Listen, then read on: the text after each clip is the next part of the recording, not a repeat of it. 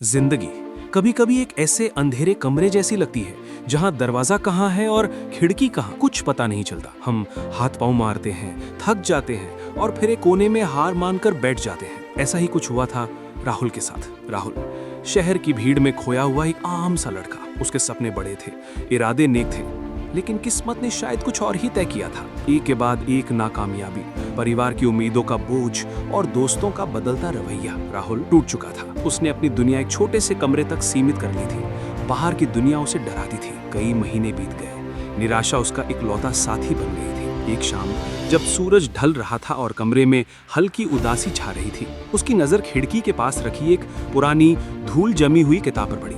ये उसके दादाजी की थी।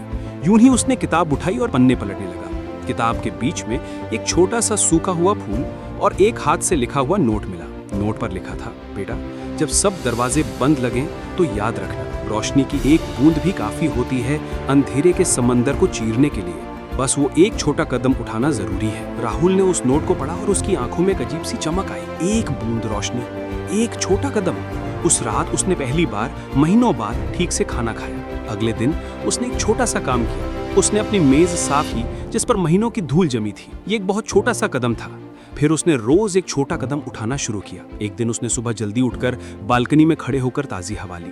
अगले दिन उसने अपने पुराने लैपटॉप को ठीक किया। फिर उसने एक ऑनलाइन कोर्स के लिए रजिस्ट्रेशन किया जो वो हमेशा करना चाहता था। ये कोई बड़े बदलाव नहीं थे, लेकिन हर कदम के साथ उसके अंदर का डर कम हो रहा था और आत्मविश्वास बढ़ रहा था। 3 महीने बाद राहुल एक छोटी सी नौकरी कर रहा था।